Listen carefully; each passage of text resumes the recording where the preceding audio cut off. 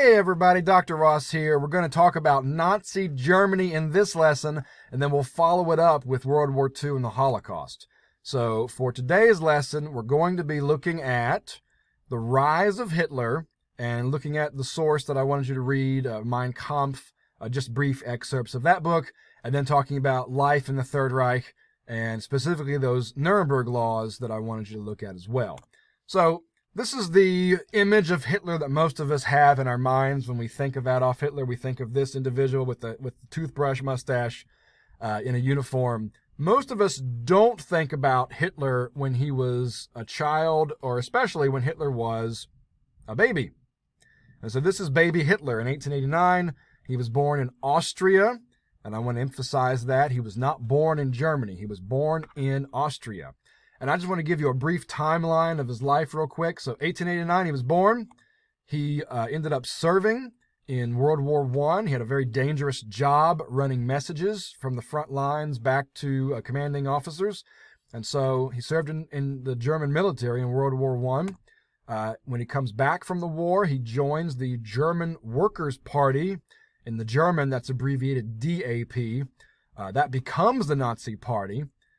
In 1933, he ended up becoming Chancellor of Germany.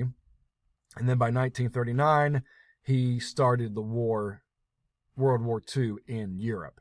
So that's just a brief timeline of some of the key moments in his life. I do want to go back and give you some more details about each moment. So when Hitler was growing up, he wanted to be an artist, and he had tried to get into the art school in Vienna. He was unsuccessful. They did not want him. And so he ended up going to Germany, joining the military, and having a very dangerous job as a runner. But he goes, after the war is over, he's just as angry and frustrated about Germany's defeat as most other German people were. Hitler could not understand why the Germans lost. Think about this. The Allied powers, the British or the Americans, they never invaded the mainland Germany. They never had any battles there. And so as far as the German military was concerned, they were winning, and then suddenly they were being told, we've signed an armistice and we have to surrender. This was very devastating to Hitler and many of the troops. And so when Hitler goes back to Germany after the war, he's in Munich, which is in the southern part of Germany, and he is exposed to a ton of anti-Treaty of Versailles sentiments, anti-Weimar Republic sentiments. People, he was not the only person who really hated what had happened to Germany at the end of the war. One of the myths that got passed around is illustrated in this political cartoon. It's called the stab in the back. And so you see this image of a German soldier on the front line, and you see this caricature of a Jewish person who is stabbing the knife in the back of the German soldier. And so the stab in the back myth was a very common way of saying it's the Jews' fault. They are the reason that we lost this war. They are the reason that we have this awful Weimar Republic. They're the reason that we had to sign this Treaty of Versailles. And so stab in the back became a scapegoat for the Jews are the problem of what happened to Germany. When Hitler comes back after the war, he's in Munich. He joins the German Workers' Party. And here's the abbreviation. Here's the term in German. And he has a membership card like anybody else who joined the DAP. Here at the top, you can see where it says DAP. And you can see his name here, Adolf Hitler. It says that he's member 555. Historians have found out that was not true. He was not member 555. The party wanted it to look like they had more members than they really did. And so he was probably member 55. But that's his membership card. And when people joined the DAP, they realized, or when Hitler joined the DAP, they realized that he was a pretty charismatic speaker. They realized that he was very good at rousing an audience and getting a crowd engaged. And so it's not too long after he joins, he gets into a position of leadership. The party changes its name to the National Socialist German Workers' Party in 1920. And in German, the word national is pronounced National. And so that first part of National is Nazi. And that's where we get the abbreviated form of the party, the Nazi Party. And Hitler becomes the head of that party in 1921. Now, his goal is to get rid of the Jews, get rid of the Weimar Republic. He wants to have a violent overthrow of the government. And he's in the southern part of Germany. He's in Bavaria, and the capital there is Munich. And so he's going to go to Munich, and he's going to overthrow the government. And so this is a reenactment that the Nazis staged years and years later of the Beer Hall Putsch. And this is from November 1923. The actual image is not from that year because this is a reenactment. But in 1923, the Nazis decide they're going to storm the streets. They're going to start at a beer hall, and they're going to storm the streets, and they're going to have this putsch, or they're going to have a coup, where they're going to overthrow the government. It fails miserably, doesn't work at all. Hitler is arrested along with many other Nazis. And so these are some of the defendants who were put on trial. But Hitler is, you can see Hitler here on the right side of the center. And Hitler goes to prison. And it's while Hitler is in prison that he writes this book, Mein Kampf, which is translated My Struggle. And it's a very difficult book to read. It is not organized well. It is not written well. Hitler was very gifted as a speaker, but not as a writer. And so it's very difficult to read the whole thing cover to cover. But I wanted you to look at various excerpts from the book. And so if you look at those excerpts, just think about some of these things. How did Hitler view the Jews? What was he writing about the Jews here in 1923, 1924? And then what did he have to say about the use of propaganda? Because Hitler was very skilled at using propaganda. This is a famous quote from the book. The combination of theoretician, organizer, and leader in one person is the rarest thing that can be found on this earth. And this combination makes the great man. I'm going to give you some context, what else is happening around this time. So Hitler gets out of prison. We all know that in 1929, the U.S. stock market crashed, and that is the catalyst for the Great Depression. The Great Depression is called great because it was worldwide. I mean, most of the industrialized world faced a huge economic recession and huge swaths of people unemployed. It was disastrous, absolutely awful. And that same year, 1930, the Nazi Party ran in different elections. And that same year, they had received more votes than they ever had before.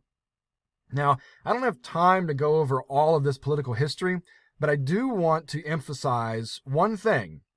The Nazi Party never enjoyed a majority support among the German people.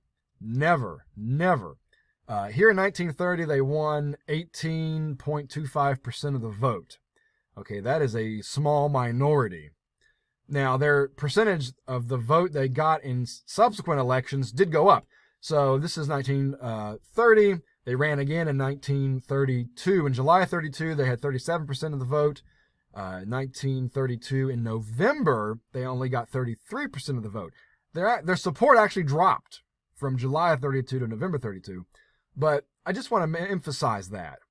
A majority of German people never supported the Nazi Party. Never. It's a significant minority, but it's not a majority. But because it was a significant minority, the leaders of Germany, including the president of Germany, Hindenburg, decided that they were going to use Hitler to get rid of the communists, because the communists were seen as a greater threat than the Nazis. So this is 1933. Hitler becomes Chancellor of Germany. And this is a really important post as sort of the head executive of the country. This image is Hitler on the left, and he's sort of looking reverent, bowing and shaking the hand of the president, Hindenburg. Hindenburg was a celebrated war veteran. But the goal here is to use Hitler to get rid of the communists, and then once we're done with Hitler, we'll just get rid of him too. But this was a disaster. We all know that looking back. But even at the time, there were people who knew Hitler was an awful person and you should not do this. This is a letter from Ludendorff. I'll show you his name in a second. And he said, "I solemnly prophesy that this accursed man will cast our Reich into the abyss and bring our nation to inconceivable misery." And this is from Ludendorff, who was a celebrated World War I veteran. He wrote to the president and said, like, this is a mistake. You really should not do this. It's not long after Hitler comes to power that he's able to gain even greater authority. And it's because there was a fire in the Reichstag. The Reichstag is the German Congress. And so there's a fire in February, and he uses that as a reason to gain even more authority. People are scared, and in this moment of fear, he's able to seize even greater power. He blames it on the communists. And so this is hard to see, but here's Hitler in the Reichstag examining some of the damage. And this is all in February. The very next month, the Nazis have opened the first concentration camp, and this is in Dachau. And so Dachau is on the map there. This is an image of what it looked like at the time, very simplistic. But I ask you this question, who were the first concentration camp prisoners? Communists. Communists were the first concentration camp prisoners, not Jews. And that's important, and we'll talk about that in the next lesson. This is one of Hitler's chief lieutenants. This is Hermann Goering, who was second in command. He created the Gestapo, which is the German abbreviated form of the word secret state police. And so he's notorious for that, among other things. We'll come back to Goering when we talk about the Nuremberg trial after the war. But I just want to give you some things that began to change when the Nazis came to power in that first year. They suspended civil rights and made punishments. If you violated the law, the punishments were harsher. They displayed the supremacy of Nazi power through fear. They reorganized the police force and replaced officers with Nazis. They got rid of other political parties. They banned Jehovah's Witnesses. They equated communists with Jews, and they persecuted the Jews. They wanted to force them to leave the country and make it so unbearable for them to live there that they would want to leave. And this brings us to some of the laws that the Nazis passed once they were in power. And so I wanted you to look at some of these. What kinds of laws existed in Nazi Germany? How do you think these laws might have shaped the German public? How did the Nuremberg Laws define someone as German? I want to show you this illustration of the Nuremberg Laws. This is all in German, but you don't have to know very much German to understand it.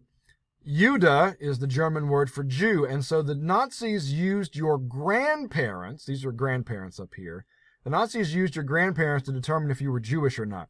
If you had 3 or 4 Jewish grandparents, then you were Jewish. If you only had 1 or 2 Jewish grandparents, then you were Mischling. But if you had no Jewish grandparents, then you were pure German blood. Okay. Moving right along, moving up to getting closer to the beginning of the war. This is just a map that shows how Germany's territory expanded as time went on. And so here's mainland Germany after World War I. The Nazis are able to they just took Austria in 1938. That same year, they take what's called the Sudetenland in Czechoslovakia, and they just begin to take more and more territory as time goes on.